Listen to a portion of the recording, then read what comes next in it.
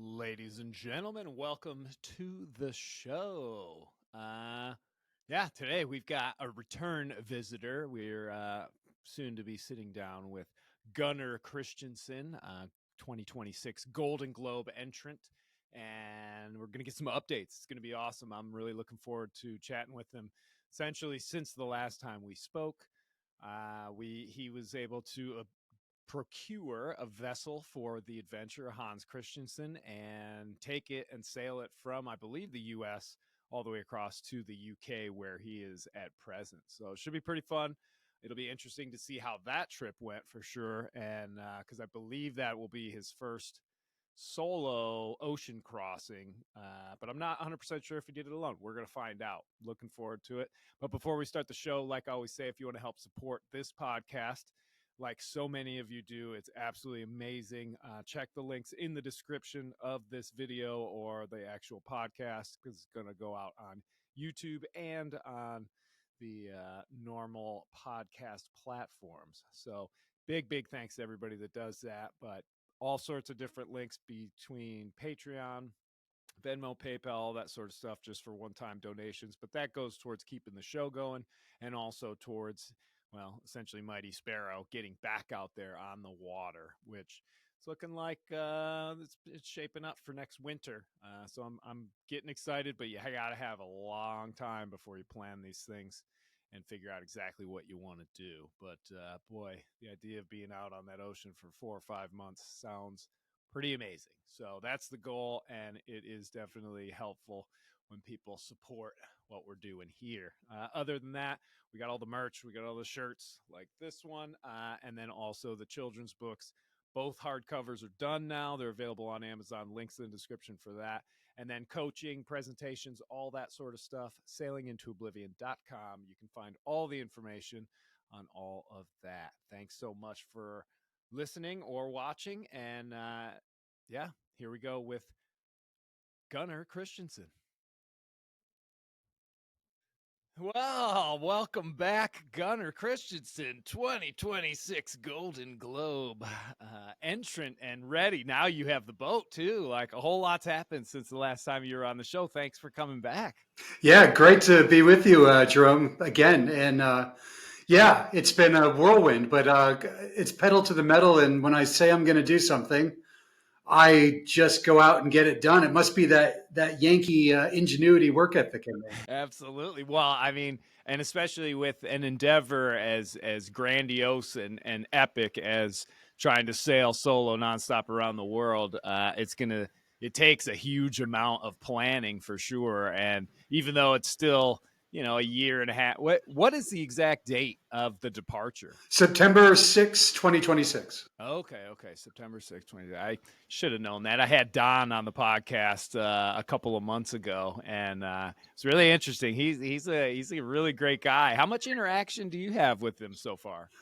Nothing as far as a phone call or anything goes yet, but he has been very receptive to questions I've had on just very mundane things, such as some advertising for an event that's coming up, what he can provide, and questions on my wind vane, which we can talk about, that because it's not an authorized wind vane for the Golden Globe race, but I'd like to use that wind vane. So things like that, he's been good with getting back to me on. Very cool. Well, I mean, it is an exceptional sort of regatta or race team that they have, and the fact that they've pulled it off twice, and now we're going into the third iteration. I think it's just fantastic, and I love seeing fellow Americans out there, getting kicked in the teeth out there, around the world. I think it's going to be great, and I'm going to be rooting for you, absolutely, amongst other people. Yeah. But, you and I have this little special bond now, so it's going to be pretty cool watching everything and how it all plays out. Yeah, and again, I'll say it again. I said it on the first podcast. It's your book, Sailing into Oblivion, and just hearing about your trials and tribulations and the good and the bad that also helped inspire.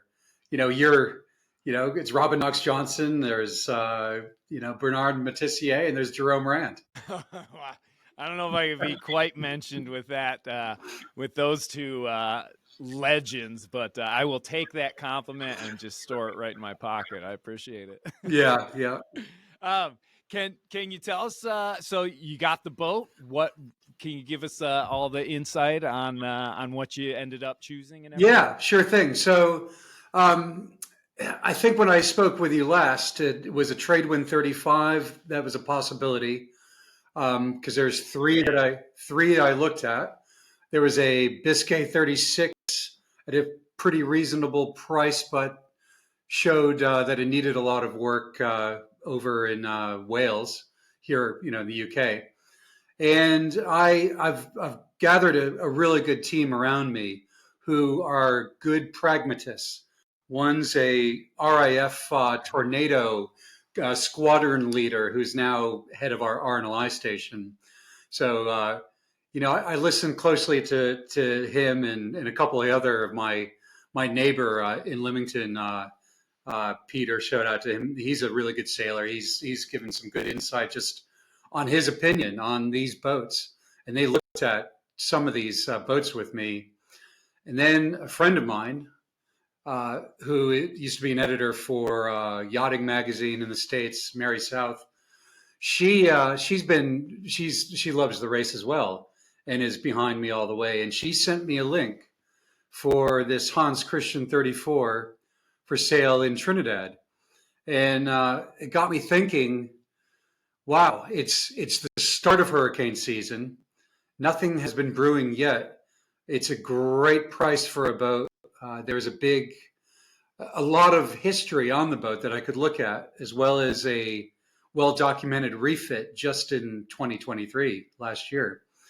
I said, Oh, nice. with cheap with cheap flights to Trinidad, I should just go in. I'm in the UK, and even that, direct flight to Port of Spain.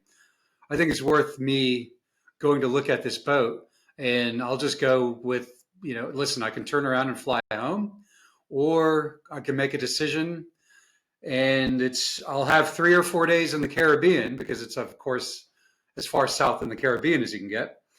I'll have 3 or 4 days in the Caribbean to work out anything that maybe is major, where I'd need to pull into St. Martin or Antigua, and then continue on across the Atlantic. But I really just wanted. I felt good about the boat, and I got on. So I got on the boat in Trinidad with a friend of mine who I knew from 25 years ago down there when I was working on a yacht, and we looked at it, and I spent 2.5 days thinking about it. Took it out for a sail by myself for 2 hours. Got the self-steering wind vane working, and I just said, you know what, this is a great boat, and it's a fraction of the price of anything I looked at in the UK. So, that's what I ended up going Nice. with. Very cool. Well, and yeah, I mean, boats have a way of doing that. I think where, it's sometimes it's like you choose the boat, but other times it's almost like the boat is choosing you. Like all these things, all these coincidences come together, and it's just pointing a big arrow at one certain vessel, and it's like, yep, that's the one. I mean, I look personally at like, I don't know, 10 or 12 different boats. Got on them, inspected them myself, and almost gave up everything until then, just in somebody's backyard down in Florida, there was Mighty Sparrow just waiting for me. Yeah, it is great when it happens, and you know, it's been my career to go work on yachts and go, all. So, back to when before I went to Trinidad, I met with my team for bought them a little breakfast, and we sat around, and I said, listen, here's my plan. I want to go look at this boat, this Hans Christian in Trinidad, and possibly sail it back like in a week or two. Just start sailing over. And how crazy am I? Are you going to talk me out of this? How are you going to talk me out of this? Or are you going to be behind me? And I said, because hear me out. I've It's not the first time I've sailed to the Caribbean, where somebody's hired me to deliver their boat, and I fly in to whatever island it is. I don't know the boat, and sometimes I've left the next day Yeah. for 2,000 mile passage. So it's not. I said to him, I said it's not something that's unheard of me to go do, and they said Right. They said, actually, it is a little crazy, but I think it's a good idea because then you've got your boat. It's a really good boat. It's a hot, as you know, it's a Bob Yeah. Perry Oh my design, gosh. and you'll get your qualifying mileage in. As we discussed before, I've never sailed solo, so you'll get your qualifying mileage in of 4,000 Gotcha. miles in that boat, and then you're done with that. And then when you get back, you still people are going to take you very seriously because you have entered the race. You now have a boat, and you've done your qualifying mileage, and it all worked out. And I can go into depth a little bit later on the trip on what happened, but Oh yeah. it all worked Definitely out want to great. hear about that. Wow. Well, congratulations. I mean that those are, I think, some of the biggest hurdles that you've definitely just jumped right over. And obviously getting the boat and being able to, obviously you need to get the mileage down for the qualifying passage, but it also gives you just that beautiful time and that experience to get to know the boat and find the quirks and start to break stuff and fix it and then break it again and then fix it correctly, that sort of stuff, which is basically what I did before my trip for about 6 months down in the Caribbean, bopping around from island to island. And much like you, I was pretty much trying to learn how to solo sail as well. And so good on you. That's absolutely huge. How many days was the passage? It was 32 total from Trinidad. I did stop in St. Martin for 20 hours because I forgot my stove fuel in Trinidad in the back of my friend's car, so I had to go buy some fuel canisters. And what are you using? Alcohol or is it propane? It was a what do they call it? The stove that's there is an old school Taylor's paraffin style stove that worked for about 2 days. So Oh I wow. bought a single burner backup camping stove with just screw on cylinders. And after Yeah, yeah. I said, well, I'll just keep going because I forgot the cylinders, but I've got this Taylor stove, and then the Taylor stove stopped working off of about Dominica, and I said, well, a few other things I could use. I didn't get a lot of fresh vegetables and things, so I said, let me just pull into St. Martin for Right. a short stop. Yeah, well, no, definitely. I mean, and St. Martin's like the ultimate place, like tax-free port. That's where you stock up on everything if you're about to do the launch across to the Med. I know back in the day, used to do a lot of deliveries in. I think it was right after Antigua's race week, where all these boats would then head over to the Med. But it was like they stockpiled alcohol and all sorts of stuff in St. Martin and then usually restocked in Gibraltar when they went through. But you were headed. What was the destination port? In Southampton, UK, well, Lymington, UK, where I'm from. In Lymington. Oh, okay, Yeah. okay, awesome, awesome. Yeah, Wow, I'll tell you. So, yeah, that's a everyone leaves. There's always that big rush around Easter when everyone leaves the Caribbean. I felt like I was the last man standing in town, and the tumbleweeds were rolling through because it was, start of hurricane season. And I go into Marigot. yeah. I go into this fancy marina, which wasn't there years ago when I was there, and chose the French side because they're a little more laid back, and they wouldn't let me in because I couldn't prove my liability insurance, which I just hadn't had a chance to get yet. And they were like, nope, nope, it's hurricane season. You're not staying. And I said, listen, I'm here now. I'm leaving tomorrow. Please. And they let me stay, luckily. Nice, nice. You gotta love it, because they down there people are just there's sensibility and common sense, and as long as you lay it out properly, typically they're ready to bend the rules a little bit. I've had that happen in a few of the islands down there. It's pretty cool. Yeah. So so you take off from there and let's see. So what was the dates on that? Because I've been out on the ocean. I was out with Matt Rutherford for pretty much the month of July, about 400 miles off of Cape Cod in the Gulf Stream.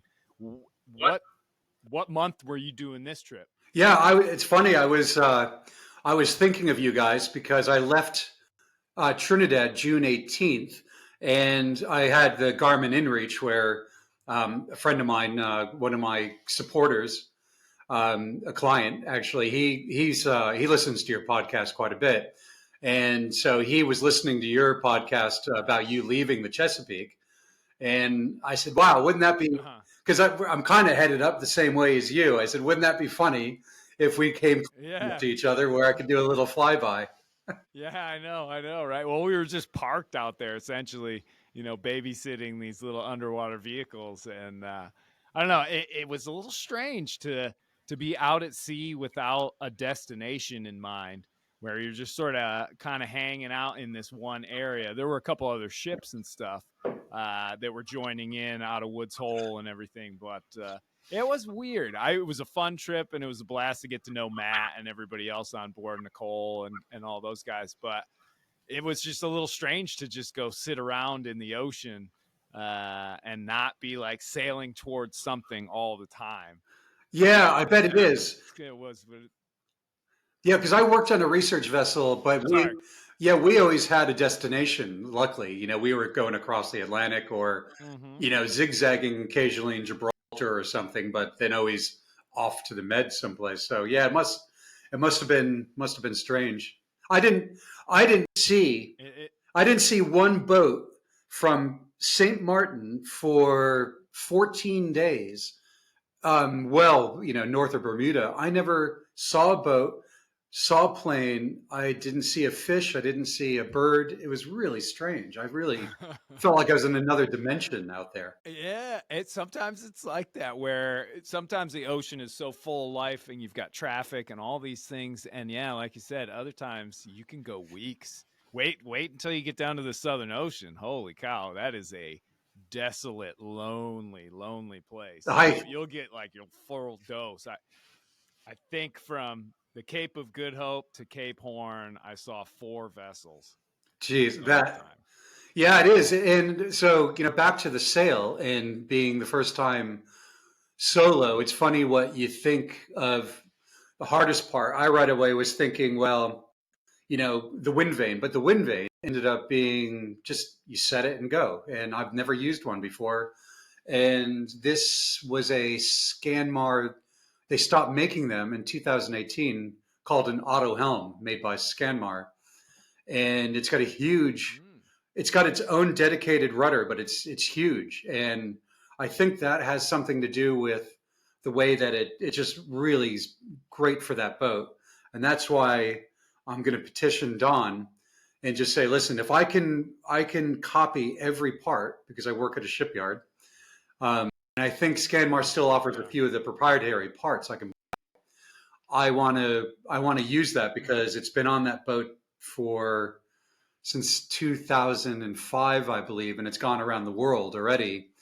And if I can prove that I can just back up every component on it, maybe they'll allow it. But that's something that amazed me Heck yeah. sailing solo was wow, it's amazing. I just didn't touch the helm for weeks, and I don't need to tell you anything about that. But it for me being a new solo sailor, the way it handled, never one accidental jibe, nothing. Yeah. Wow. Very cool. So is it very similar? It sounds like you lock off the helm and then it's actually sailing using its rudder. Yeah, exactly. With it has a separate unit up top where the wind vane is that then operates Uh-huh. two. It has two, like what you'd have on brake cables on a bike or shifter cables on a bike that go down to the trim tab. So as the wind vane flops around, the that operates the trim tab that then moves the Oh, rudder, and it just seemed to work great. And interesting. Okay. I have to say, I've never been on a boat where I've started the engine. I had a little alternator issue where somebody had to go deal with the regulator and the alternator. Took it into a shop in Trinidad, Hmm. and an hour later it was fixed out. Easy stuff like that.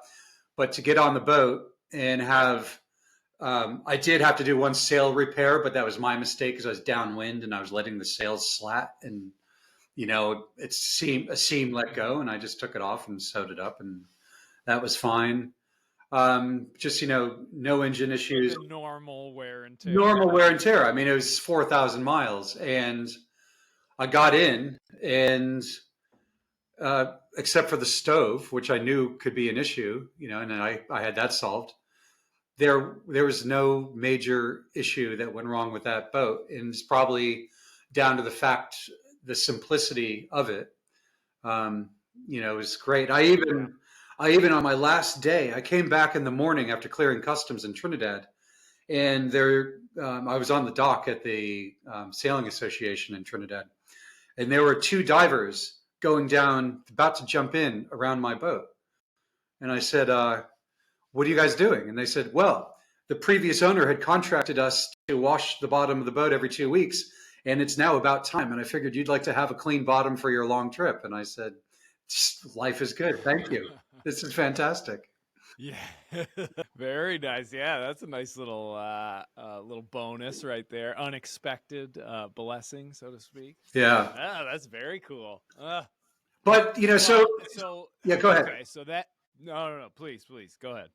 Yeah, but just, back to that trip I was going to talk about the Bob Perry design and this, that type of boat, which I haven't sailed much, but, similar to your boat, it's amazing how seaworthy that design is. And I haven't sailed on other GGR allowed vessels, but I'm not too scared of it being too slow. I don't think, because it's got a decent waterline length, and one of the big things I'm going to need to take care of are make sure there's roller furling on it, because that was the biggest thing that wore me out, was the headsail changes with Hank-on sails, and keeping it, to drive that boat, when the wind dies, the squall passes through, you got to get the sail back out, and it's a bit of a pain in the ass when it's a Hank-on sail. So those are just things that I learned, but it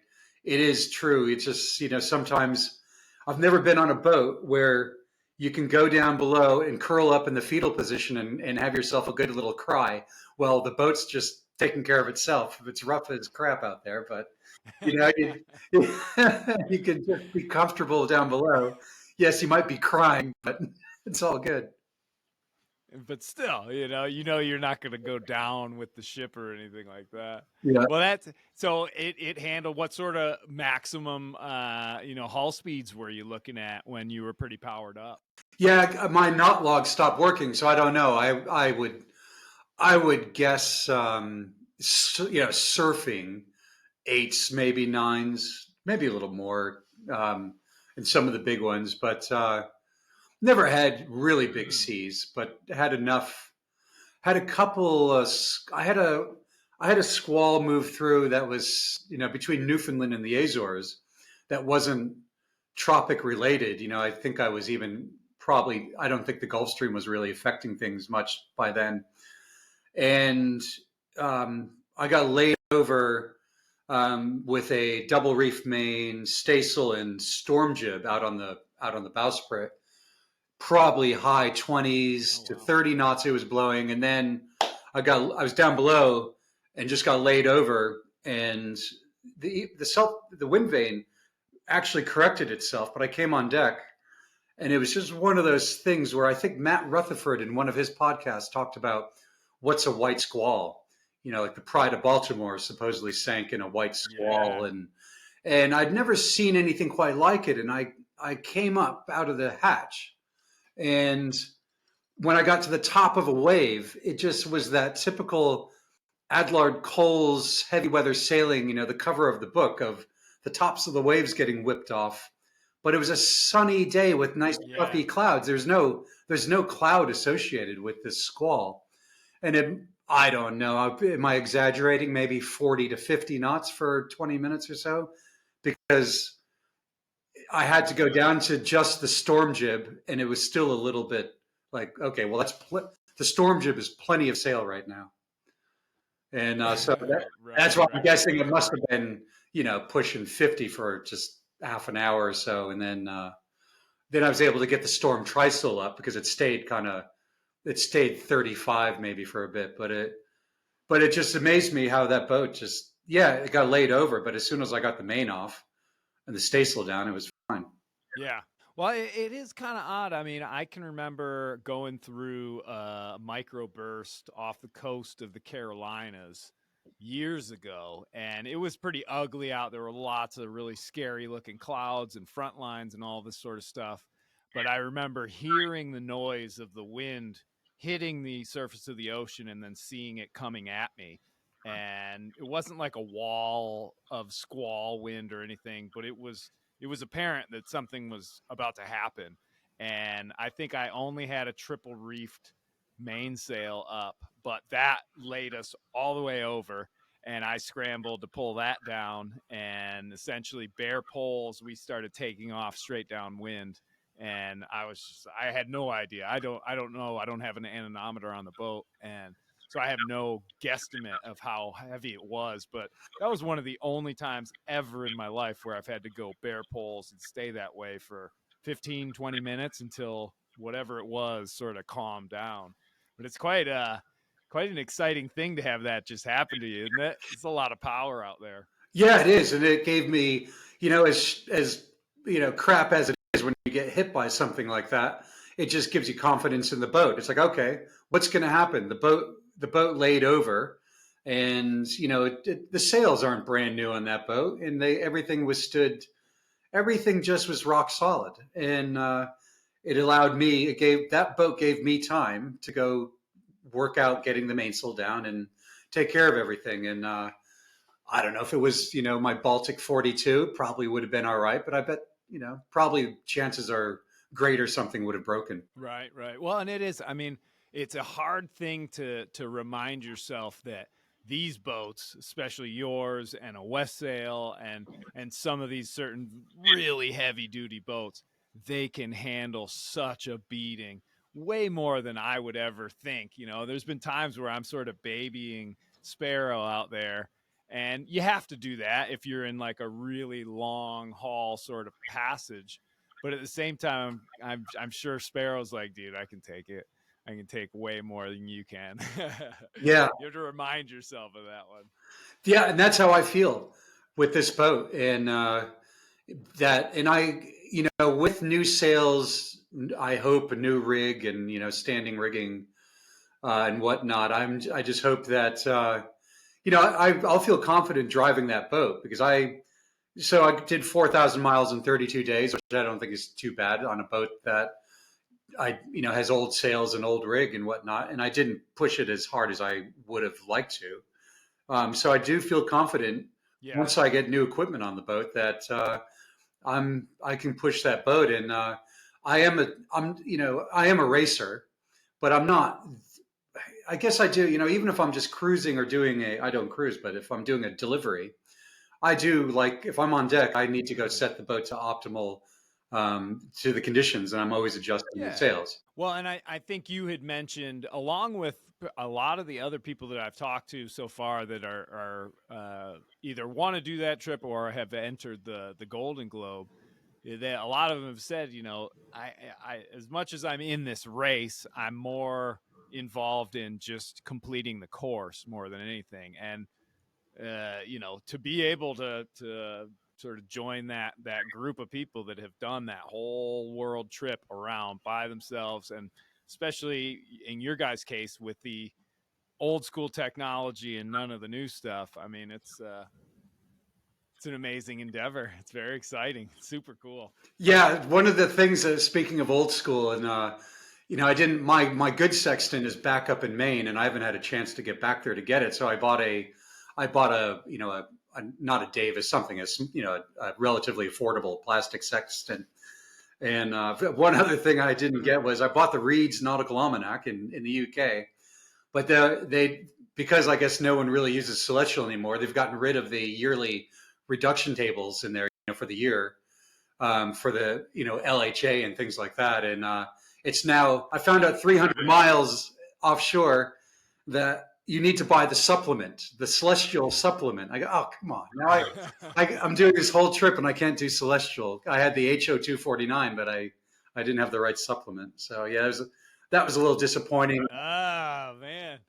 Yeah, but I'm hoping Yeah. it's Oh, I'm sure, I'm sure. It's one more thing I need to talk to Don about, because I will do another longer passage, but hopefully I can get enough data for him to say, yeah, you're proficient in Celestial, because it is something I've done a lot in the past. So hopefully it'll come back to me, which I'm sure it will. Well, I'm kind of wondering now that you say that if there, because there are a bunch of different ways, some more complicated and some a little bit easier to do, Latin long and all that sort of stuff, celestial wise. Is there like a required method that Don has? He wants to be able to see you can do it this way or that way. Yeah, I think he wants to see something beyond just a local noon site. He wants to see, the a progression through the day, I think, and he wants to see your plotting sheets on your whatever passage you did. He wants to see your route, and then he wants to see your plotting sheets. So yeah, what exactly he's looking for, I don't. I think just using sun is probably okay, because that's what usually has gotten me by in the past. I've rarely, sometimes the moon, I'll dip the moon, but I'll hardly ever use any other celestial body. Just sun seems to be fine. Yeah, I mean that's I kind of utilize. I guess it would be I've heard it described as like a cheat method, but essentially it's a sight of the sun an hour before predicted noon. Then you do your noon sight for your latitude, and then you do another one an hour after predicted noon, and then you're interpolating in between those to be able to get your longitude. And I've been able to, when I'm doing it every single day, after about 10 days or so, I'm nailing that position because I always get to compare it to my GPS. And I'm getting within about a half mile of where I'm supposed to be. And that requires only the current year almanac, nautical almanac. And then you've got all the data that you need to be able to do that one. But I have a feeling Don probably be like, no, you need to have the bigger tables and all that sort of stuff. But I don't know. I've never asked him. Oh, so you didn't use HO249 to do reductions? I've played with those, trying to do sights on some of the planets and some of the brighter stars, but I've never had really good success with it. I'm always pretty far out of whack when I do those, and I'm utilizing essentially just books that are teaching me how to do these different methods. So it's a little hard. I think if I had somebody who was sitting down and instructing me and had all that, that'd be something else. But the book, I forget the title of the book, but that method where you're doing 3 sun sites within about a 2-hour period, right around noon. Man, it was just every time, and it would surprise myself. I'd be like, "Holy cow, that's like right next to my position. This is great." And I don't know, it always felt really cool when you do nail it down and you get within. If you can get under a mile away from your position, that, to me at least, in the middle of an ocean, I'm like, that's above and beyond. Oh, heck yeah. Yeah, for sure. I mean, I think I was, when I was a kid delivering with my dad, his boat down to the Caribbean, and we would, we would just do, I'd be like, oh, 10, 15 miles. Yeah, that's good enough, because you're going to see, hopefully you'll see Tortola eventually, or you see St. Thomas. It doesn't matter. Yeah, right. Well, you could be like Bernard Moitessier when he left on his original voyage from, it was like somewhere in Southeast Asia or Indonesia, and he was headed towards I think he was headed towards Africa, so he's crossing the Indian Ocean. He didn't. I think he had a compass on board, but that was it. He didn't have a sextant. He didn't have any of that stuff. And his idea was that when he starts getting close to land, he'll see indications like seaweed and birds and things like that, and then he runs aground on, I think, Diego Garcia or Ramirez Island or something, and the boat gets destroyed. But lesson learned on that one for Yeah. sure. His stories, God, they're so great. And then I think he built a boat as well, because he had to get off of there. Mm-hmm. So there's a fellow in and then proceeded. yeah. Go ahead. Yeah, so in Leamington, and I was thinking I should send you this guy's book, and I will. I'll get your info. There's a fellow who's not very well known, who is in. He was from Leamington. He just passed away a few years ago. Um, gosh, I'm drawing a blank on his name, but he wanted to go back in the 70s. He built his own boat, like similar to a Contessa. He got the hull and then finished it Hmm. himself, but knew nothing about sailing. And literally went out for a week with a friend of his who knew something about sailing. This is like 1978, and said, "Right, I'm going to go sail Yeah. down to the Caribbean." And they said, "No, you should sail down to the Caribbean next year after you have some more experience." He goes, "No, I'm good."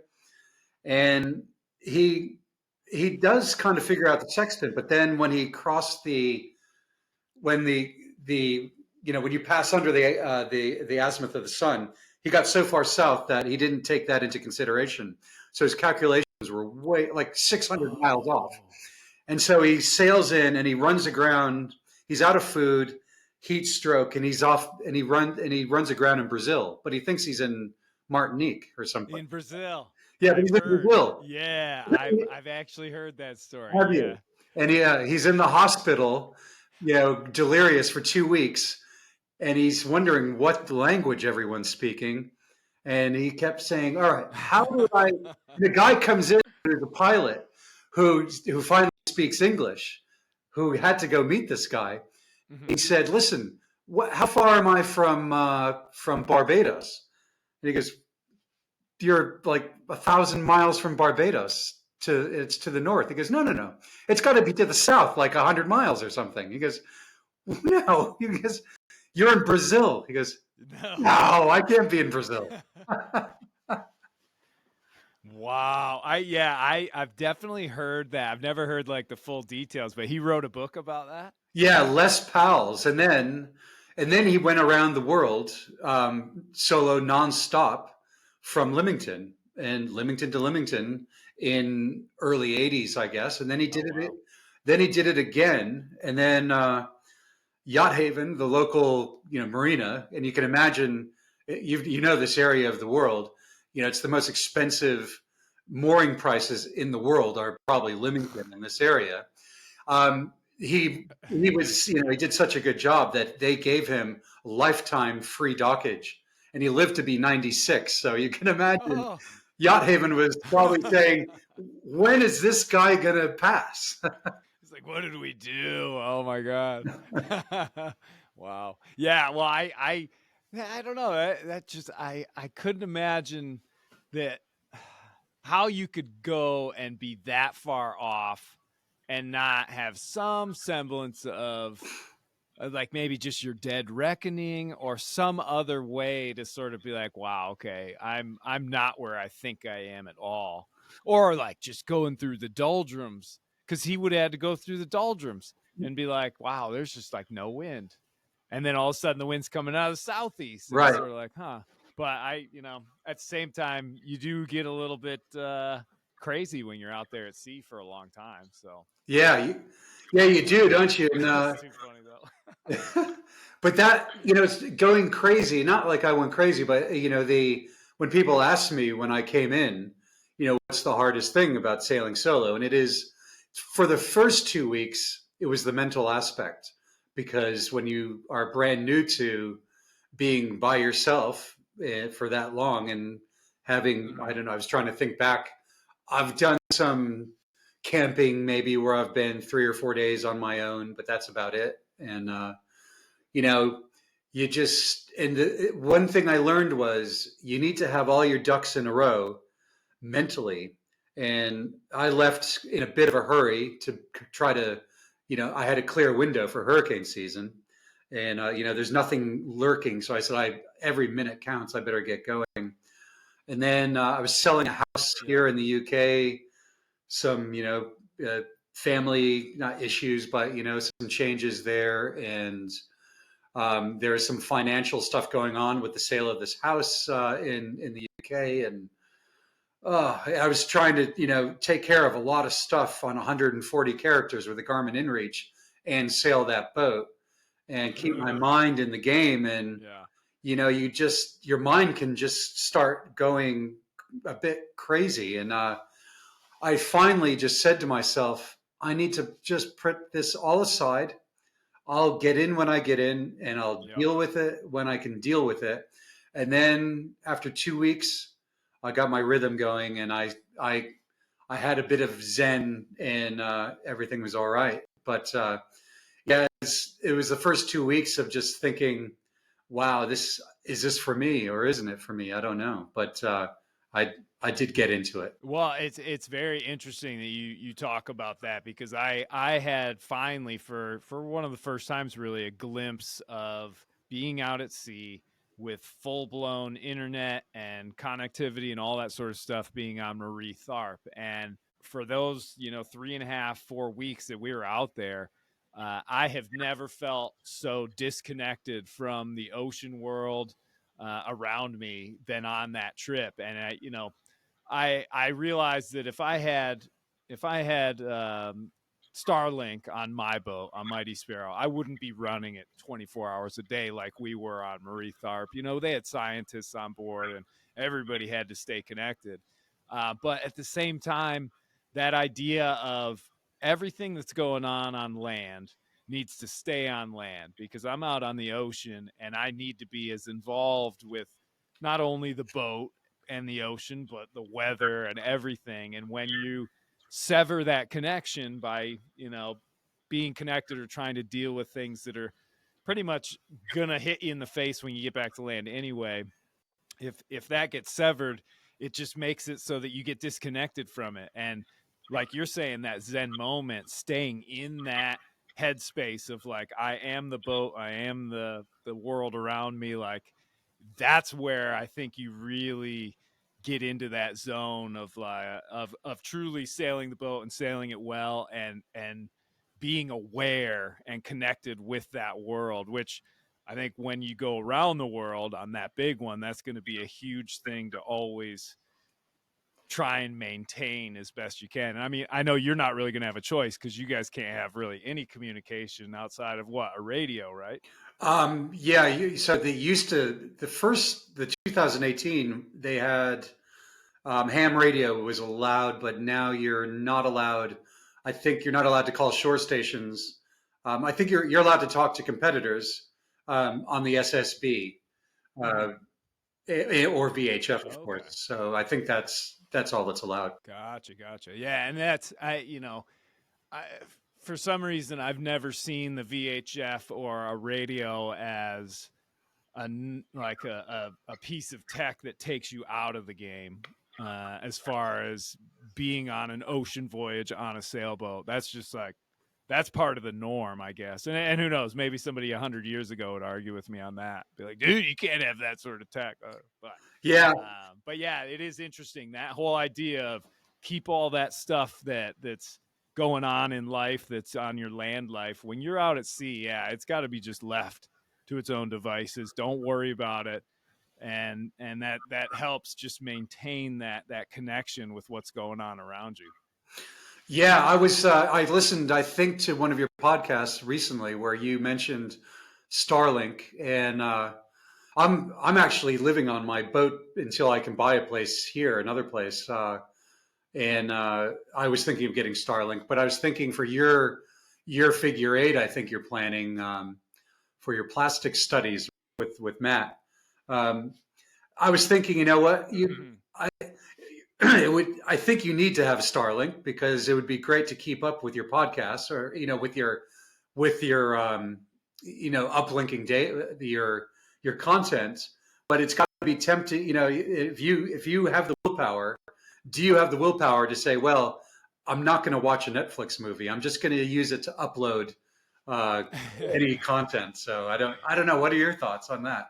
It's a tricky one. So I originally, after I got back from Marie Tharp, I was like, "There's just no way I can't do it. I have to be in that headspace where I'm not getting disconnected from this ocean world, because that's how you stay sharp and you're involved and you don't make mistakes." And then I had a listener reach out and say, "Hey, listen, it's not going to be like on Marie Tharp. You're probably barely going to use the thing when you're out there just to do uploads, because it's going to be a hassle and it's going to drain your batteries." And I sort of was like, okay. And then it kind of led me into being like, well, maybe instead of going for the huge plan of data that's like a terabyte so that you can upload huge amounts of videos and stuff, you get something that's smaller, that allows you to be able to upload, maybe 2 or 3 videos and a bunch of podcasts. And if you go over that data, you're not going to be able to upload. And so there's really just, you're limited by the numbers, so to speak. And I don't know. I definitely think that it would be nice to keep up on all that. And if we are able to collaborate and do the plastic stuff, that's going to be pretty crucial to getting eyes on it and creating that sort of awareness.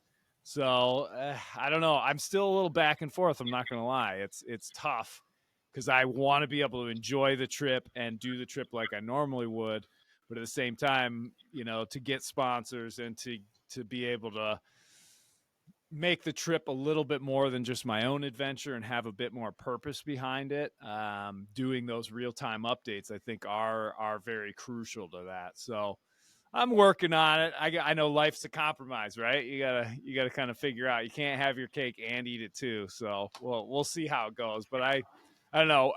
This year though, I'm still just in the game of trying to generate money and work everything out. So this winter, I'm not going to be going out, and it's going to basically get pushed back till next winter. So I've got more time at least to figure everything out, which is good. Oh, that's good. Yeah, as you know, I've been in talks briefly with Matt about how can there be a collaboration with the GGR, and is there any meaningful data that possibly could be collected on this long journey around the world with GGR boats? And we had a brief phone conversation about it. So maybe through you we can stay in touch, because it's an interesting thing to be able to maybe think that we could do something meaningful with microplastics on this long journey around the world. Well, and I think there is some definite value in creating that public awareness and getting eyes on the issue, and being able to say, well, look, I sailed around the entire planet, and every single day I did this little, I trawled this little net and I found microplastics around the entire planet. And I think when it comes to collaborating with Matt and everything, they're out there doing real actual science that requires not only the collection of data, but a huge amount of processing, the whole scientific method, proving what they're actually saying, publishing papers, all that sort of stuff. And he really laid it out for me, and Nicole as well, of the entire process, where I was kind of like, well, you give me some nets and I'll just cruise down and I'll do all this stuff, and then we'll be able to get eyes on it. And they're like, no. I mean, if we're going to do this, we got to do it right. And so I think in some ways, his big point was, you don't want to just go and grab data. You want to find and shrink down your purpose. Like, if you're exactly trying to look for like this certain thing,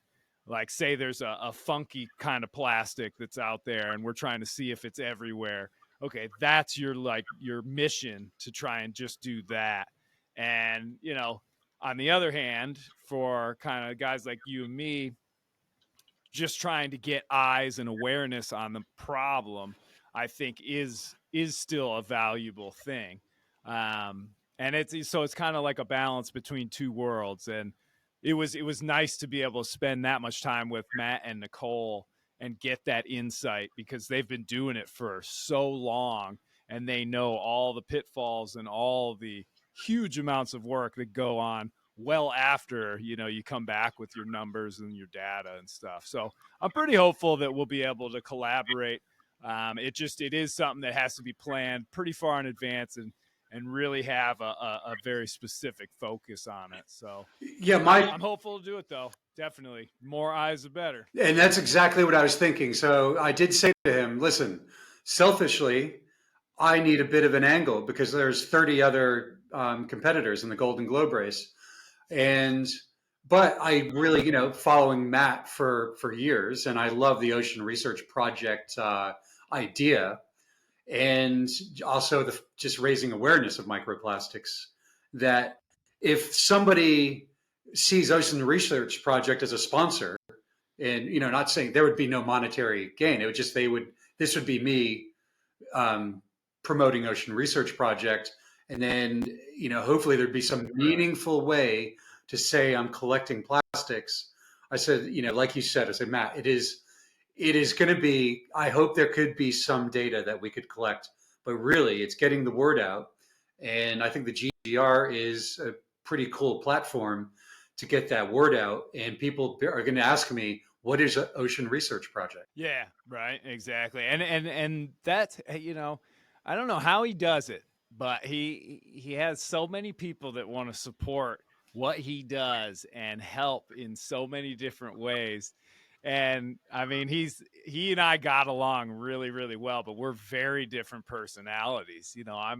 I'm pretty upbeat and positive and like happy and trying to, do it. And he's over there like, well, this is broken now and da da da. And we had a lot of fun bouncing two personalities around in that boat. I guess my point is though, it's always amazed me how many people want to help the Ocean Research Project and support it in any way, or at least get the word out and everything. And I think you and I are sort of kindred spirits on that one. So hopefully he'll accept the offer. And he's a solo guy though, so he likes to do this stuff on his own, which is, I see a little bit of me in him when we talk about these things, and he's like, I don't need anybody's help. But at the same time, he knows that the more people shouting out about ocean research and the plastics and everything, the better it's going to be for everybody. So Yeah, It's Matt though. He's a crazy guy. I was even thinking, in the big picture, have Don McIntyre make it obligatory that you need to prove that you've collected certain amount of microplastic data on your trip around the world. Every boat needs to have the ability to do that. Yeah, yeah, and it wouldn't, the only trouble with that is, the way you get it is by dragging a net behind your boat, and the last thing a race boat wants to ever do is drag something behind it and slow it down. So that might be a tough sell there, Gunnar. I don't Yeah, know. probably so.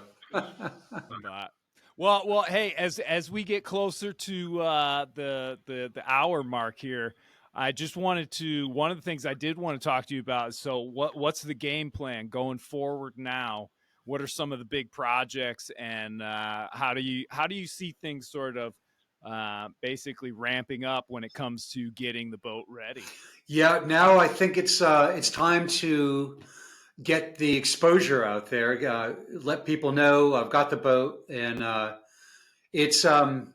what's nice is it's started already, and this is why I wanted the boat, because of my connections with the Leamington RNLI.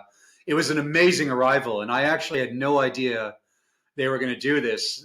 We had a 70-foot charter boat that came out, a friend of mine who runs that, handing off champagne to me coming in. The RNLI boat launched and came in.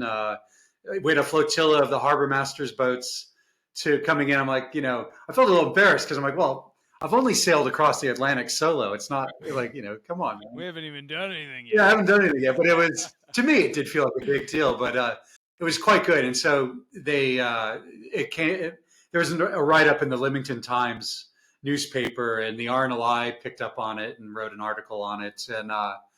And so now the boat is moored in a pretty obvious place on the river in Leamington, and there's a tour boat that goes by every hour. And I was sitting on the boat with two friends of mine who helped me move it, and they go by, and he's got the loudspeaker on, and he's giving a tour, and he goes, and there's the mighty Pompone that's going to be in the GGR race 2026, and look, there's Captain Gunnar now. And so everyone's waving, and my friends are like, oh no, is this how it's going to be? Are we going to, is this going to how it's going to be for the lead up? You're going to be the famous captain of the harbor, but yeah, right. But it's good. It's great exposure. And so I have a meeting every Wednesday with my team. I have one tomorrow, and I've got a great team, and they are super organized, and they're keeping the ball rolling as far as how we're approaching sponsors, major and minor sponsors. How Yeah. are we getting the word out? So now I've got 2 slots at the local yacht clubs for their winter talk series. So I'll get that going. I'll discuss the race as well as the crazy idea of just going down spur of the moment and buying a boat and sailing at 4,000 miles back to Lymington, and hopefully that'll generate some interest and income. And I've also been on some Zoom calls with the GGR skippers. We had one last week and got some interesting ideas on fundraising. I know Pat Lawless, who was in the last one, who's going to be in this one, just raised a whole bunch of money with an art gallery and some local artists in Ireland. So just ideas like that. Ah. That's how to move forward because I need funding for this race for new sales, Yeah. new rigging, and the local maritime suppliers aren't going to give me things. They might give me a break on Yeah. things, but I need to raise money. Just and hopefully that'll this winter. That's going to be where I am with that. And you know, to be honest, that boat. I was thinking of what Elliott Smith. When Elliott Smith went around, I think my boat's probably better prepared than Elliott. No offense to him, but I could probably go enter the race and do pretty. I could probably survive with what I have because it's got multiple sails on board that are in decent shape. I don't want to do that. I want a new rig and I want new standing rigging and things like that. And I think I'm well poised to have a good fundraising campaign to do that. But I'm so confident in the boat that I think it can withstand some pretty serious weather, right? Just as it is right now. Yeah. Well, but we definitely. I'd like to see, and I'll obviously can help spread the word as much as I can. But yeah, see you starting off with fresh sales and as much good, positive stuff for the boat as humanly possible. Because I mean, on my trip, I had 2 brand new sails. The rest were all used. I didn't really replace a whole lot of stuff except for the beefing up of some of the rigging and stuff like that. But I wasn't competing with anybody. You, as much as you talk about, yeah, we're going out. We just want to complete that course.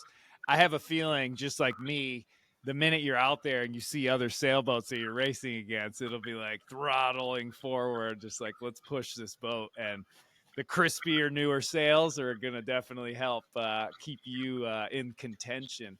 Because even, like you said, it's kind of a slower boat, but this is a course a lot of times that can present such a challenge that it's almost like a last man standing scenario. How many people started the first one in 2018 and how many people finished it? There was a Um, pretty big margin there. So, yeah, four I think officially finished in 2018. I believe that was the number. so yeah, things to think about though for sure. But oh man, well that's great. Well, is there a specific website or anything like that for people who are looking to donate and help out with the campaign? Yeah, it's gunnersales.com, and they can donate through the website.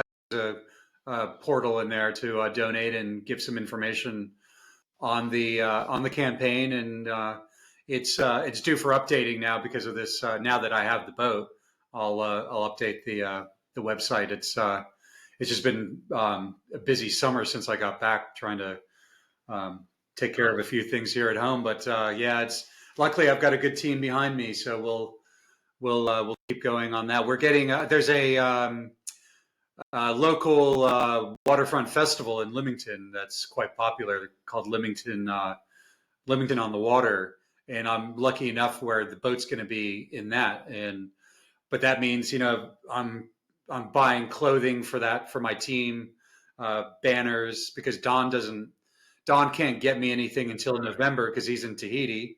But it's worth it for me just to go ahead and go to the printers and get this stuff made up and do this Yeah. Lymington on the water uh, festival Right. Well, and it's better to jump on this stuff now rather than scurrying around, 3 weeks before you leave trying to wrap up these little tiny things and everything. So you're definitely in the right state of mind and getting as much done early as possible. And hey, who knows? Maybe because I'm not going out this winter, I'm going to mostly be doing speaking engagements and things like that. But yeah, maybe we can collaborate. I can come over across the pond and maybe we could do a little speaking something together. That'd be pretty cool. That would be Raise a fantastic. little money on that one. I'll take you up on that. Yeah, Yeah, I'll we could.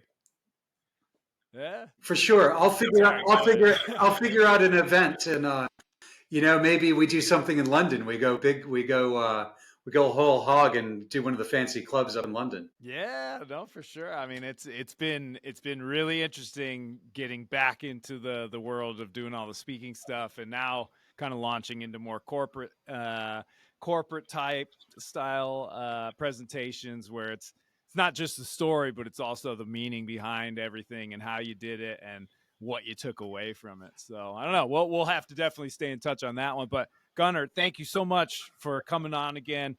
We're definitely got to do this again and again, all the way up until the start of that race. And I'll put links in the description for all the sort of for the website and anything else that you want to throw in there. But thanks for coming on the show.